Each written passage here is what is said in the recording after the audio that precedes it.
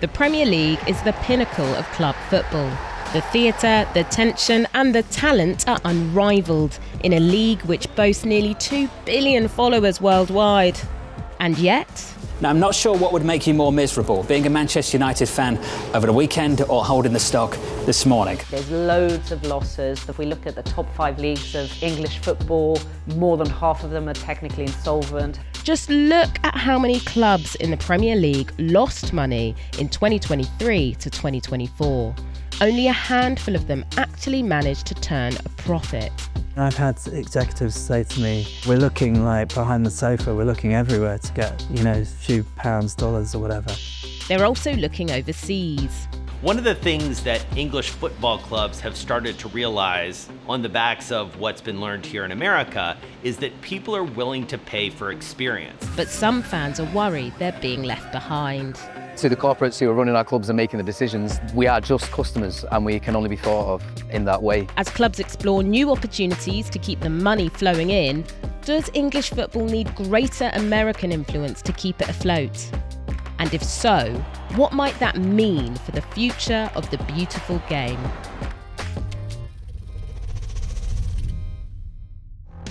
Beating inside any English stadium's chest is something tribal, fueled by pints. But these days, match day means different things to different people. From this, and this, to this, and increasingly this, thanks to all the money being lost. It's certainly something we've seen in the United States over the past 20, 30, even 40 years. When an old stadium is demolished and a new stadium is built, there's a huge premium placed on premium seating. That's because you can charge more for it. They're also able to utilize the facilities better, so they get more sales of food and beverage at halftime and all those kind of things. That isn't really possible with really old stadiums. As new stadiums are built across the Premiership, there's a premium placed on proximity to the pitch. This has led to the rise of tunnel clubs at Premier League venues. Here, fans are able to wine and dine just meters away from top stars as they enter the arena. Kind of like an aquarium for footballers. Getting you closer and closer to the action, that's an idea that's been long embraced in American sports, especially in the NFL. While the concept was shaped in the US, Manchester City were the first to bring it to the Premier League. And now they're looking to the next stage of the club's expansion. A lot is happening. You see that the music arena, 23,000 music arena, they have 120 events a year. The football club has 40 events a year. We feel that there is more demand for more capacity, so now we're expanding the stadium to 60,000 seats. And now we're adding a hotel, a very big fan zone, restaurants. That investment, worth hundreds of millions of pounds, is about turning City's home ground into a multi-purpose venue that's profitable all year round. Tottenham Hotspur are a really good example because they also utilise their ground, so their new stadium has brought in a lot of commercial income from the tie-ins with the NFL. They are able to use the stadium far more than the few games a year that you would otherwise have. Footballers sharing changing rooms with pop stars and quarterbacks was almost unthinkable a couple of decades ago. But as the Premier League transformed into a global brand, it grew in appeal to foreign investors looking for status, power, and influence. From next season, more than half the clubs in the league will either be fully or partially owned by US backers. Golf investors have heavily backed clubs too. And if you're a multi-billionaire or a petro-state, a Premier League club is actually a bit of a bargain. The average franchise in the NFL is valued at $5.9 billion. The NBA, $4.6 billion, while a Premier League club is valued at a relatively humble $1.5 billion. On the surface, the Premier League and the clubs currently in it have everything you could want from a franchise. So why the apparent discrepancy? One reason, wages. Back in 2014, Premier League clubs spent about £2 billion paying players. In the 2022 to 2023 season, that number had doubled. Among the top revenue-generating English clubs, some spent as little as 42% of their income on player wages. For others, it's as much as 96%.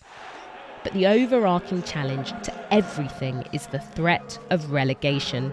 Just ask Ted Lasso. 2 years ago, we played so bad, we had to drop down from the Premier League to a lower league that was called the Championship.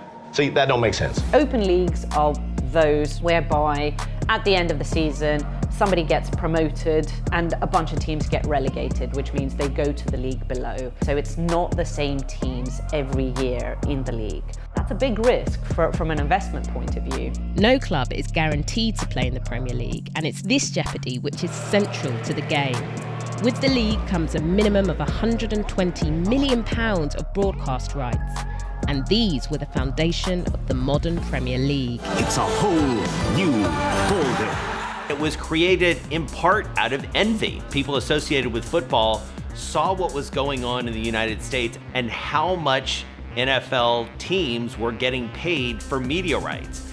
Back in the day, English football, you couldn't see it on television nearly as much as you would think. They didn't want people staying at home instead of showing up to actually support their club, so they kept it off of television. The league's deal with Sky Sports changed the game, transforming football into a primetime event, much like the US. Fast forward to today, and the Premier League is one of the most watched competitions in the world, with matches reaching 900 million homes in more than 180 countries.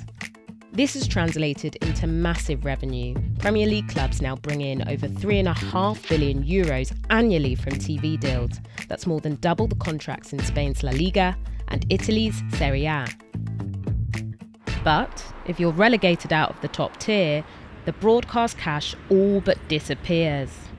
In 2021, a group of teams tried to find a way around that. Whatever happened to the Super League, Ed? Don't get me started on the Super League. We don't have time for that. Essentially, what that was a bunch of team owners, many of whom were American, looking to make revenue more predictable for their football clubs. And how are they going to do that? Kind of by getting rid of promotion and relegation. And before it began, the idea had already collapsed after it proved unpopular with just about everyone. How can it be right to have a situation in which you create a kind of cartel that stops clubs competing against each other?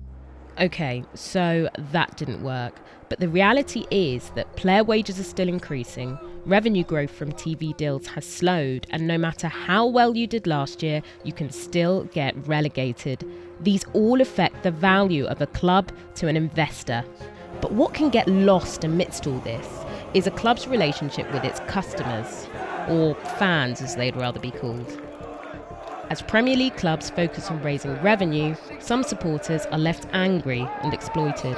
Fan groups are not happy. They're saying that they've affected the experience of people who've supported them for years and years. Here in the United States, we long ago gave up on the idea that going to a professional football game is going to be affordable. That doesn't seem to be the case in England. As a customer, I can change whatever supermarket I want to go to if I think one's cheaper than the other or has a better product. I'm not going to go and start supporting another team down the road if they start reducing ticket prices. That's just not how it works. Fan protests at Manchester City and other clubs have had an impact. City says its new stand will be predominantly general admission seating, and manager Pep Guardiola emphasised the importance of the fans. We need them desperately. It's quite hard for clubs to increase season ticket prices, which is why I think they've gone for hospitality. That's a different audience. There's no one putting up banners saying, you've put the price up by too much. And it's not likely to change either. Next season, over half the teams will be under American influence, just short of the 14 needed to approve major rule changes. For a glimpse into the future of the Premier League, the 2026 World Cup final in New Jersey will have a halftime show to rival the Super Bowl. Less this, more this. But there's still a way to go. The Americans have been here since 2005 and it's still losing money. My biggest fear really is that in a few years' time we just become some sort of international faceless corporate product. There are some major cultural differences between the US and the UK and Europe when it comes to sport, particularly football. This is something seeped in the fabric of society in many ways. You can only Americanize the Premier League to a point. There is a certain element to it that simply can't be commodified.